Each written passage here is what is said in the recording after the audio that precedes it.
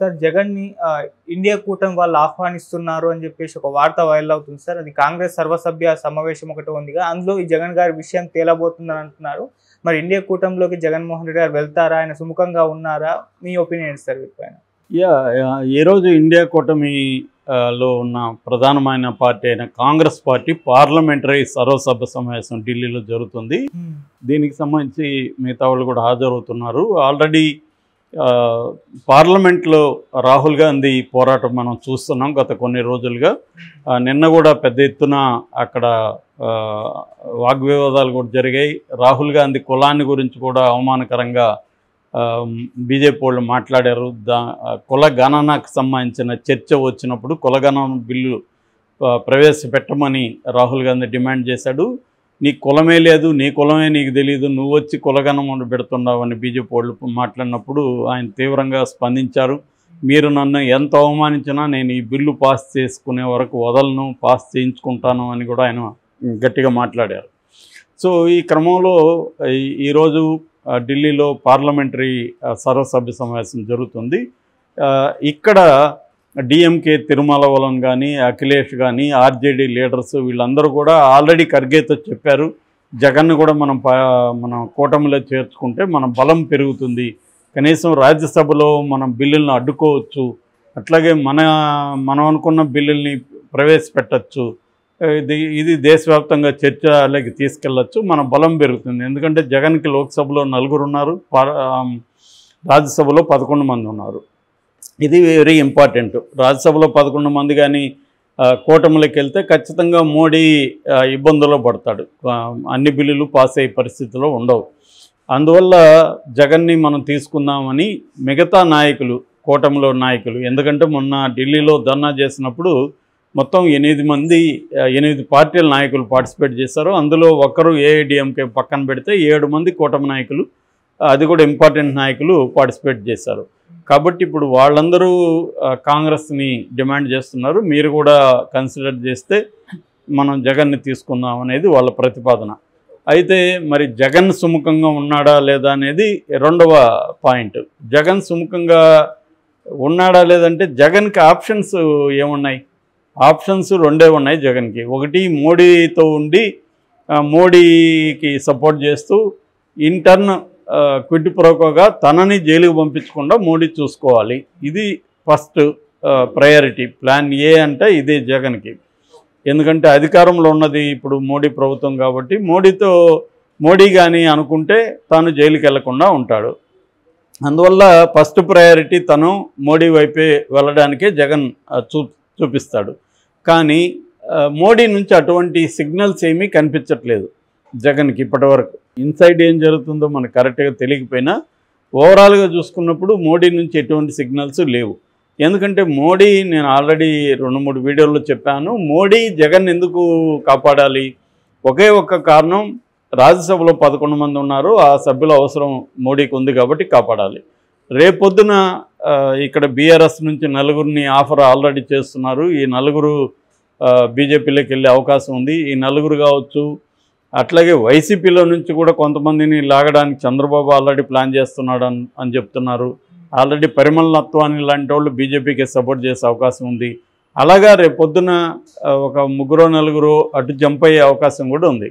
అట్లాగే ఇండియా కూటమిలో ఉండే ఎంపీల మీద కూడా ప్రెజర్ పెడుతున్నారు, కేసులు ఉన్న ఎంపీల మీద. ఆల్రెడీ ఉత్తరప్రదేశ్లో ఒక 6 మంది మీద కేసుల్ని కొలిక్కి తీసుకొచ్చే పనిలో ఉంది. అంటే ప్రెజర్ పెట్టి వాళ్ళని తమ బీజేపీలోకి, ఎన్డీఏలోకి లాక్కోవాలనేది ఒక ప్లాన్ కనిపిస్తుంది. ఇది ఎప్పుడైతే జరుగుతుందో రాజ్యసభలో కూడా మోడీకి బలం పెరిగినప్పుడు ఇంకా జగన్ని పట్టించుకోవాల్సిన అవసరం లేదు. రెండోది, మోడీకి ఇప్పుడు ఆంధ్రప్రదేశ్లో జగన్ చంద్రబాబు అంటే చంద్రబాబే ఇంపార్టెంట్, అది అందరికీ తెలిసిన సత్యం. చంద్రబాబు 16 మంది లోక్సభ ఎంపీలు ఉన్నారు కాబట్టి 16 మంది చాలా ఇంపార్టెంట్ ఎన్డీఏ కూటమికి అధికారంలో ఉండాలంటే. కాబట్టి చంద్రబాబుని దూరం చేసుకొని జగన్ని దగ్గర చేసుకునే పరిస్థితి లేదు. ఇద్దరితో మంచిగా ఉండాలనే మోడీకి ఉండొచ్చు, కానీ చంద్రబాబుకి అది కష్టం. చంద్రబాబు మీద ఆల్రెడీ ప్రెజర్ ఉంది. మనం మొన్న కూడా సండే ఆర్కే కొత్తపల్లి గురించి చెప్పుకున్నాం. జగన్ని తొక్కేయండి అని వీళ్ళందరూ చంద్రబాబు మీద ప్రెజర్ చేస్తున్నాడు. యాక్చువల్గా చంద్రబాబుకు ఉన్నది ఏంటి, మనం ఇది మనకి ఒక రకంగా చివరి ఛాన్సు. మనకి ఇక్కడ మన ముద్ర చూపించేసి వెళ్ళాలి.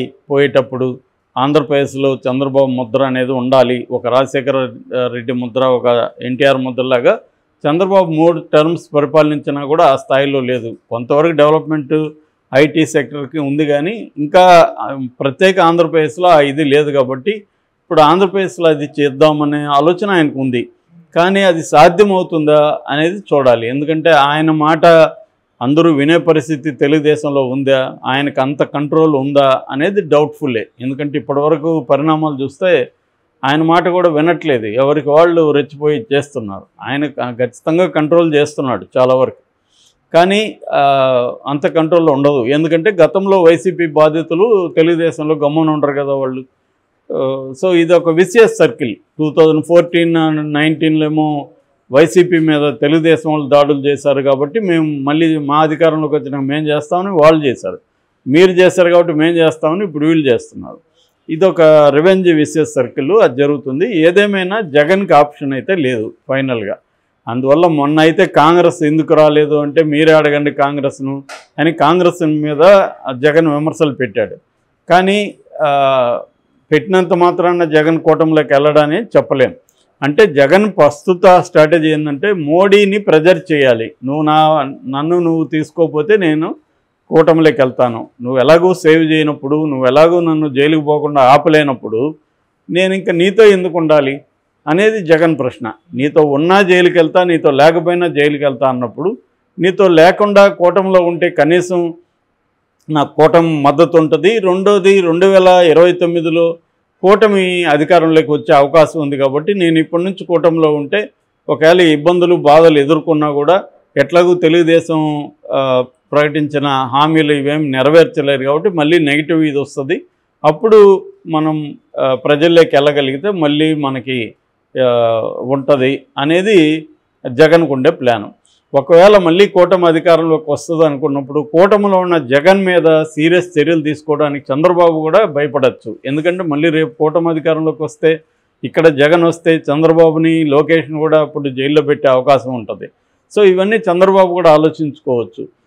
ఆ విధంగా ప్రెజర్ చేయడానికి ఇప్పుడు జగన్ ట్రై చేస్తున్నాడు. ఇది కుదరనప్పుడు ఈ ప్రెజర్కి మోడీ లొంగకపోతే ఖచ్చితంగా జగన్ కూటమిలోకి వెళ్ళే అవకాశం ఉంది. అతనికి వేరే మార్గం అయితే లేదు. ఎవరికైనా మనం ఆలోచించాల్సింది వాళ్ళు ఏం ఆలోచిస్తున్నారంటే వాళ్ళకున్న సిచ్యువేషన్ బట్టి మనం అంచనా వేయచ్చు. ఎందుకంటే అతనికి ఆల్రెడీ 20 కేసుల వరకు ఉన్నాయి. ఈడీ ఉంది, సిబిఐ ఉన్నాయి, పాతవి కాంగ్రెస్ పెట్టింది అవి.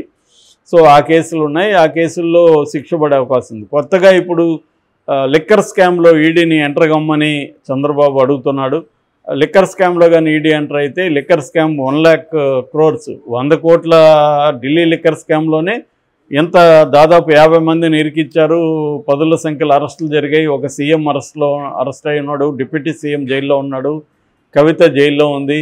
ఈ స్థాయిలో 100 కోట్ల స్కామ్లోనే మోడీ ఆ స్థాయిలో ఉంటే ఇది 1,00,000 కోట్ల స్కామ్ అని వీళ్ళు చెప్తున్నారు, ఆరోపిస్తున్నారు. దీంట్లో ఇంకా ఏ స్థాయిలో ఉంటుంది? కాబట్టి ఈడీ ఎంటర్ అయ్యి పిఎంఎల్ఏ చట్టం కింద జగన్ కానీ లోపల పెడితే కనీసం ఒక 1 year అయితే జగన్ బయటకు వచ్చే పరిస్థితి ఉండదు. 1 year జైల్లో ఉంటే జగన్కి ఖచ్చితంగా వైసీపీకి ఇబ్బందులే. ఎందుకంటే గతంలో ఉన్నట్టు ఇప్పుడు లేదు వైసీపీ. అప్పుడంటే ఫ్యామిలీ సపోర్ట్ జగన్ కొనింది, కొంతమంది నాయకులు గట్టిగా ఉన్నారు. ఇవాళ నాయకుల్ని కూడా అందరినీ లోపలేస్తారు లేదా వేరే పార్టీలకి తరిమేస్తారు. సో ఈ సిచ్యువేషన్లో జగన్ ఖచ్చితంగా తనకున్న ఆప్షన్స్లో కూటమిలోకి వెళ్ళే అవకాశం ఉంది. కూటమికి కూడా జగన్ అవసరం ఉంది ఇవాళ. కాబట్టి గతాన్ని మర్చిపోయి కాంగ్రెస్ కూడా జగన్ని ఆహ్వానించే అవకాశం ఉంది. కాంగ్రెస్ పెద్ద ఇబ్బంది ఏమి ఉండదు జగన్ని పిలవడానికి. ఓన్లీ ఏంటంటే షర్మిల ఇక్కడ ఇబ్బంది. షర్మిల కథ కూడా ఏంటంటే ఆమె కాంగ్రెస్ మీద ప్రేమతో ఏమి చేరలేదు. కాంగ్రెస్ ఆమెకు ఉపయోగపడింది తన పర్సనల్ గ్రెడ్జ్కి. కాబట్టి రేపొద్దున జగన్ కూటమిలోకి వెళ్తే ఈమె తెలుగుదేశంలోకి వెళ్ళడము లేదా స్వతంత్ర పార్టీ పెట్టడము ఏదో ఒకటి చేస్తుంది. కాబట్టి కాంగ్రెస్ వాళ్ళు అక్కడ కాంగ్రెస్ పార్టీ ఎలాగూ డెవలప్ అయ్యే పరిస్థితి కనబడినప్పుడు షర్మిల కోసం జగన్ ఎందుకు వదులుకోవాలి అనుకోవచ్చు కదా కాంగ్రెస్.